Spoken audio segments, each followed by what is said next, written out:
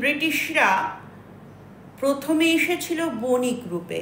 East India company এখানে এসে বাণিজ্য করার পারমিশন পেয়েছিল, কিন্তু এখানে এসে ব্রিটিশরা দেখলো যে এই দেশের মধ্যে কোনো ইউনিটি নেই, টুকরো টুকরো ভাগে বিভক্ত। আওরঙ্গজেবের পতনের পর মুঘল সাম্রাজ্য আরও দুর্বল হয়ে পড়ল এবং বিভিন্ন লোকাল যে সমস্ত রাজারা তারা তাদের ক্ষমতা দখল করে রাজত্ব করছিল।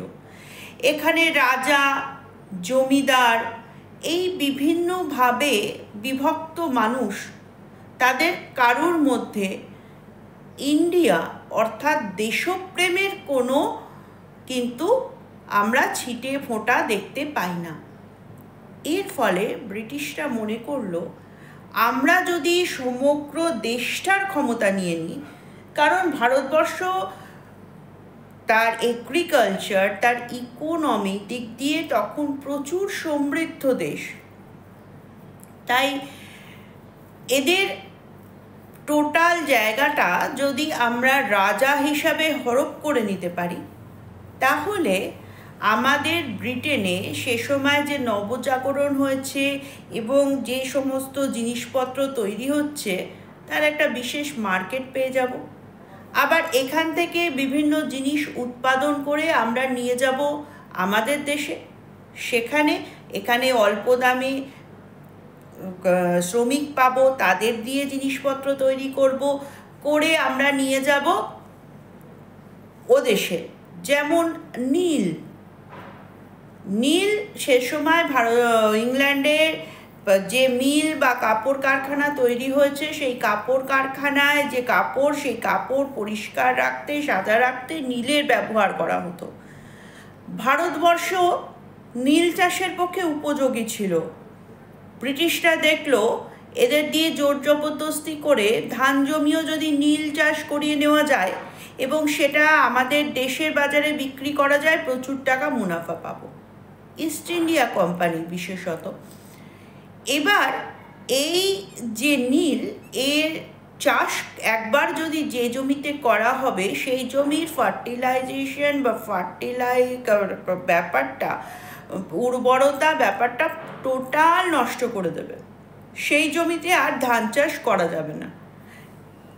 তাহলে ব্রিটিশরা এইভাবে ভারতবর্ষকে একটা মার্কেট কাম বিভিন্ন ধরনের জিনিস, সেই র মেটেরিয়াল বিদেশে নিয়ে গিয়ে আবার সেই প্রোডাক্টকে নতুন করে তৈরি করে এনে আবার ইন্ডিয়ায় সেল করার একটা খুব বড় জমি পেয়ে গেল।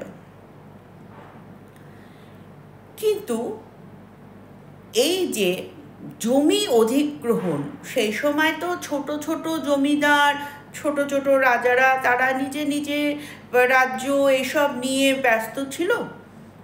এই সমস্ত জমি অধিগ্রহণ করতে গেলে সবার আগে তাদেরকে সরাতে হবে। সেই কারণে তারা কি করলো? সেই কারণে তারা বিভিন্ন পন্থা নিল।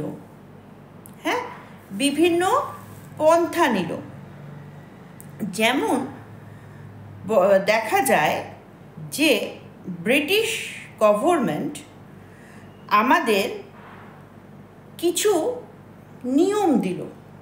কি দিল?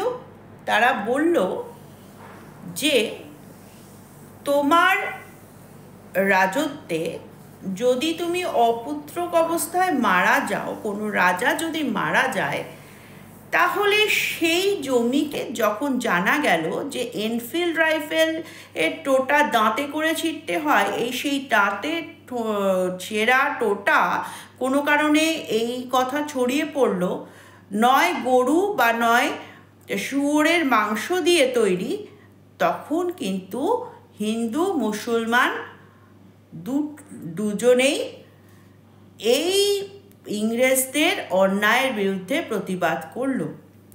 ব্যারাকপুরে প্রথম এই প্রতিবাদ তৈরি হয়। ভগৎ সিং এই প্রতিবাদ প্রথম করে ওঠেন। এবার এই আন্দোলন ধীরে ধীরে সারা ভারতবর্ষে ছড়িয়ে পড়তে লাগলো। যারা ব্রিটিশের দ্বারা এতদিন অত্যাচারিত হয়েছিল, সেই অবোধ, ঝাঁসি এবং শেষ মোগল সম্রাট বাহাদুর শাহ, তারা সবাই কিন্তু একযোগে এই সেনাবাহিনীর বিদ্রোহে পার্টিসিপেট করলেন। কিন্তু এই বিদ্রোহের আলটিমেট ফল হলো ব্রিটিশ জয়ী হলো এবং ভারতবর্ষের প্রথম স্বাধীনতা সংগ্রাম ব্যর্থ হলো। এখন প্রশ্ন হলো, এই স্বাধীনতা সংগ্রাম কি প্রকৃতই ব্যর্থ হয়েছিল? না, এই স্বাধীনতা সংগ্রাম ব্যর্থ হওয়ার পেছনে কিছু কারণ ছিল। তার কারণ আমি প্রথমে বললাম, ব্যারাকপুরে মহাবিদ্রোহ প্রথম শুরু হয়েছে। একটা বিদ্রোহ, সেটা যদি সফল হতে হয়, তার জন্য আন্দোলন একত্রভাবে সমগ্র ভারতবর্ষ জুড়ে হওয়া উচিত ছিল, কিন্তু এটা হয়নি।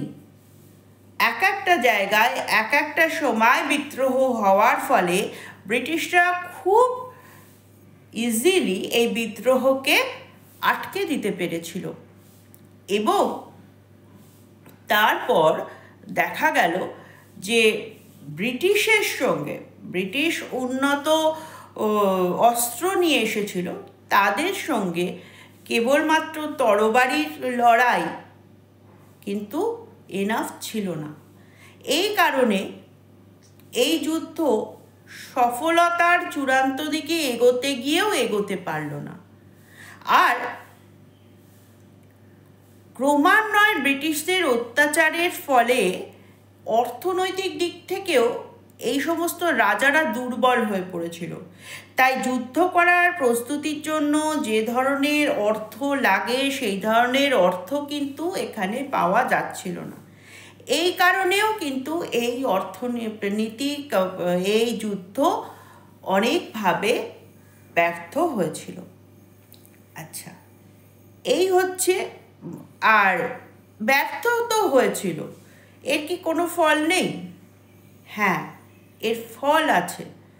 মহাবিদ্রোহের পর মানুষ, এটা ব্যর্থ হলেও মানুষ বুঝে নিয়েছিল যে সমবেতভাবে যদি কোনো আন্দোলন করা হয়, একত্রিতভাবে কোনো আন্দোলন করা হয়, তবে যত শক্তিশালী রাজতন্ত্রই হোক না কেন, সে কিন্তু পরাস্ত বা না হলেও পিছিয়ে আসতে বাধ্য হবে। ভারতবাসীর মধ্যে জাতীয়তাবোধ গ্রো করলো, ন্যাশনালিজম গ্রো করলো। ভারতবাসী বুঝতে পারলো যে আমরা যদি একত্র হই, ব্রিটিশ সরকারের পতন কিন্তু আমরা ঘটাতে পারবো।